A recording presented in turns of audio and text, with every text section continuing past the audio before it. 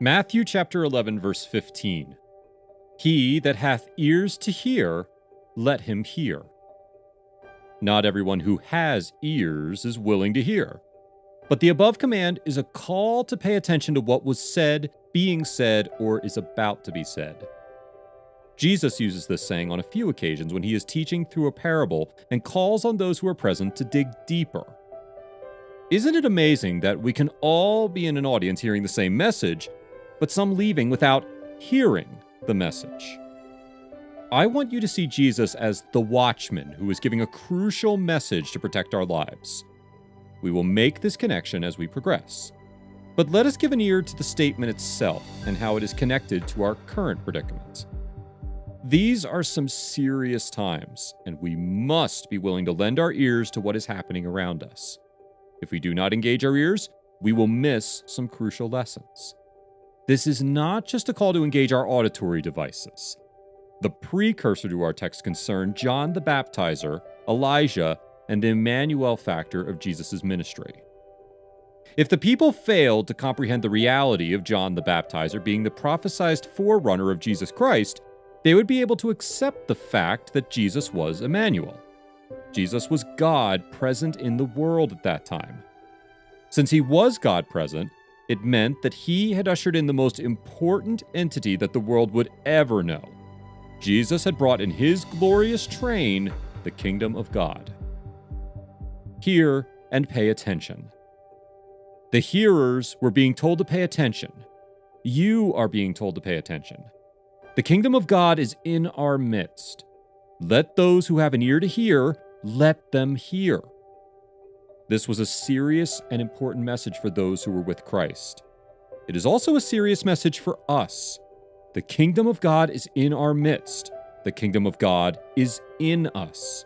But do we have ears to hear? Economies are falling into recession all around the world today. Businesses are filing for bankruptcy. Individuals are living in the most precarious spaces that they have ever had to navigate. Churches have had to close their doors. These are some uncertain times, but let those who have an ear to hear, let them hear. Even in these crises, the Spirit of God is still speaking. His kingdom remains undaunted. His kingdom is not in a recession. His kingdom is not bankrupt.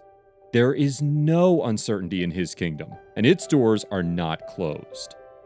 It is still governed by righteousness, peace, and joy. But can you hear this message? Can your heart receive this message? God is calling our attention to himself, even though the times are so uncertain.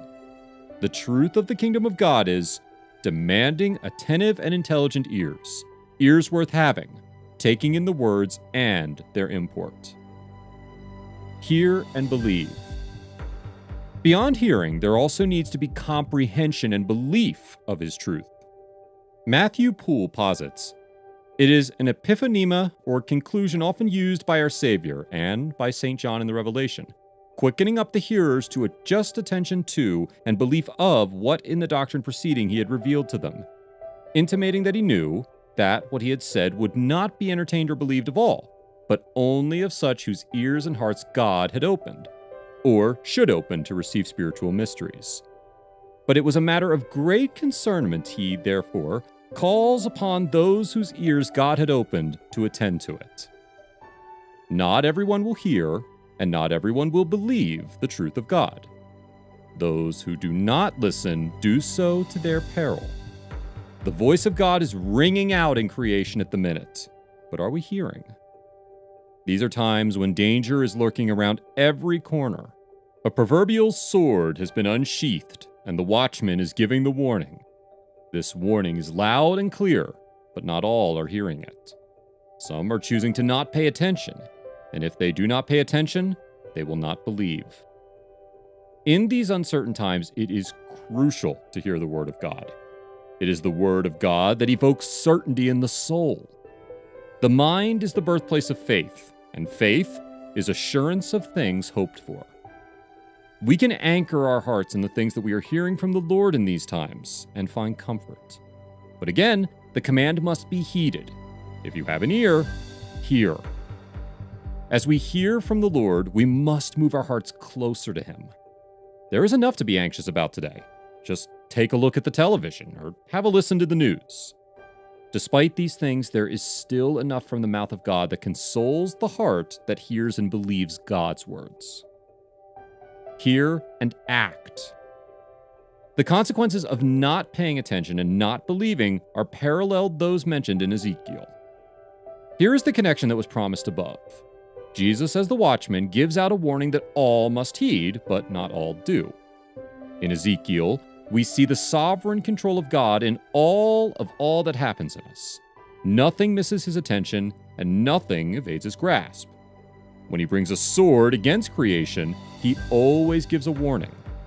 He told Ezekiel, "When I bring the sword upon a land, and the people of a land take a man from their territory and make him their watchman, when he sees the sword coming upon the land, if he blows the trumpet and warns the people, then whoever hears the sound of the trumpet and does not take warning, if the sword comes and takes him away, his blood shall be on his own head." Ezekiel chapter 33, verses 2 through 6. This calls for the hearers to hear and act upon what is heard. He that hath ears to hear, let him hear. If the hearers choose to not act on the utterances of the watchman, they are responsible for what befalls them.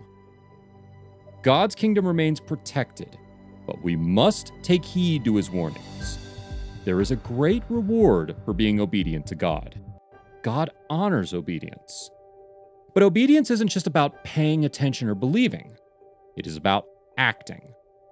We must not only accede to an intellectual acceptance of what God is saying, we must allow the Word of God to move us into action. When the trumpet of warning is sounded, like the voice of God giving caution to us about His sword, we must act on His warning. If we do not obey and the sword is laid at our feet, we are culpable. Hear the revealed. I want to finish with this point because it is a consolation.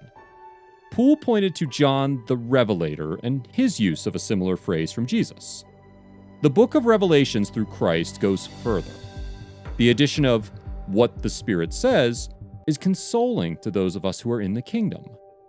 When our King speaks, he gives spiritual meat to us. Poole stated, "Only of such whose ears and hearts God had opened, or should open, to receive spiritual mysteries." Are you hearing so that you can receive the spiritual mysteries of the kingdom of God? Let those who have spiritual ears hear the mystery concerning this glorious kingdom that the unspiritual ears cannot hear. There is great consolation in this fact that our relationship with God gives us the opportunity to hear beyond the natural. God has spoken. Now, we must pay attention, believe, and act on the things that have been revealed. Matthew chapter 11, verse 15. He that hath ears to hear, let him hear. Not everyone who has ears is willing to hear. But the above command is a call to pay attention to what was said, being said, or is about to be said. Jesus uses this saying on a few occasions when he is teaching through a parable and calls on those who are present to dig deeper. Isn't it amazing that we can all be in an audience hearing the same message, but some leaving without hearing the message? I want you to see Jesus as the watchman who is giving a crucial message to protect our lives. We will make this connection as we progress. But let us give an ear to the statement itself and how it is connected to our current predicament. These are some serious times, and we must be willing to lend our ears to what is happening around us. If we do not engage our ears, we will miss some crucial lessons. This is not just a call to engage our auditory devices. The precursor to our text concerned John the Baptizer, Elijah, and the Emmanuel factor of Jesus' ministry. If the people failed to comprehend the reality of John the Baptizer being the prophesied forerunner of Jesus Christ, they would be able to accept the fact that Jesus was Emmanuel. Jesus was God present in the world at that time. Since he was God present, it meant that he had ushered in the most important entity that the world would ever know. Jesus had brought in his glorious train the kingdom of God. Hear and pay attention. The hearers were being told to pay attention. You are being told to pay attention. The kingdom of God is in our midst.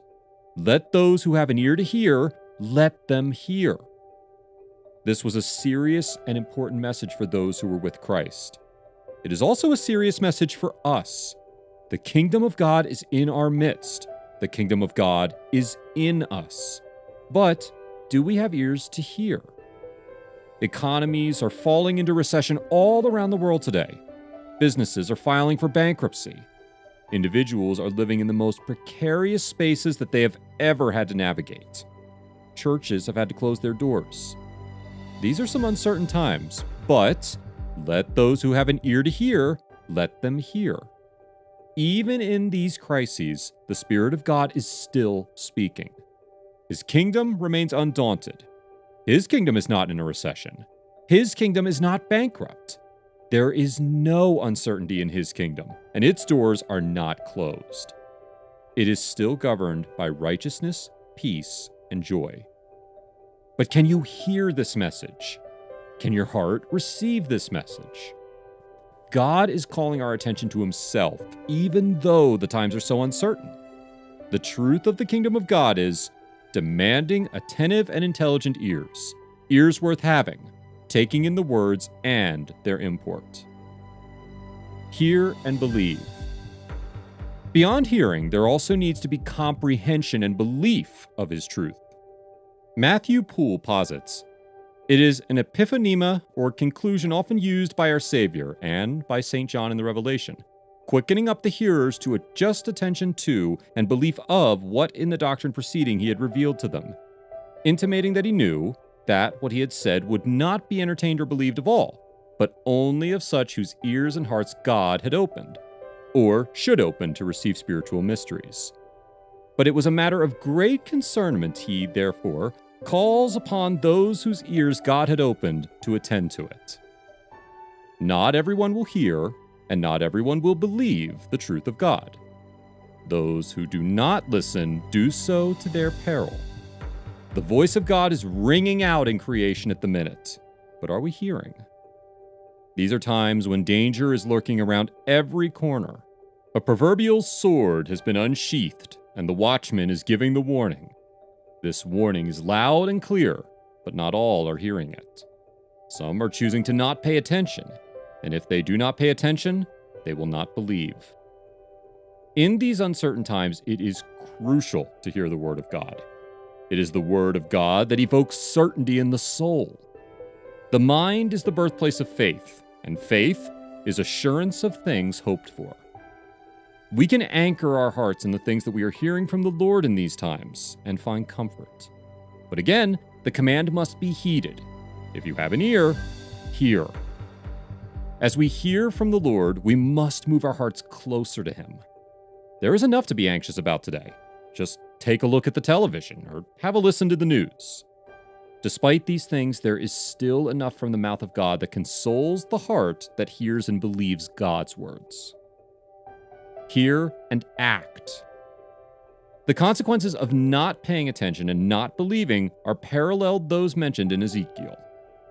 Here is the connection that was promised above. Jesus, as the watchman, gives out a warning that all must heed, but not all do. In Ezekiel, we see the sovereign control of God in all that happens in us. Nothing misses his attention, and nothing evades his grasp. When he brings a sword against creation, he always gives a warning. He told Ezekiel, "When I bring the sword upon a land, and the people of a land take a man from their territory and make him their watchman, when he sees the sword coming upon the land, if he blows the trumpet and warns the people, then whoever hears the sound of the trumpet and does not take warning, if the sword comes and takes him away, his blood shall be on his own head." Ezekiel chapter 33, verses 2 through 6. This calls for the hearers to hear and act upon what is heard. He that hath ears to hear, let him hear. If the hearers choose to not act on the utterances of the watchman, they are responsible for what befalls them. God's kingdom remains protected.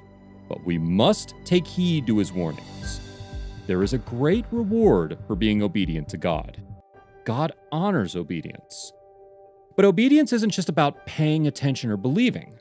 It is about acting. We must not only accede to an intellectual acceptance of what God is saying, we must allow the Word of God to move us into action. When the trumpet of warning is sounded, like the voice of God giving caution to us about his sword, we must act on his warning. If we do not obey and the sword is laid at our feet, we are culpable. Hear the revealed. I want to finish with this point because it is a consolation.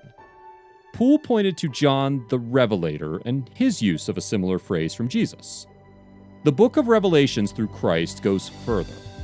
The addition of what the Spirit says is consoling to those of us who are in the kingdom.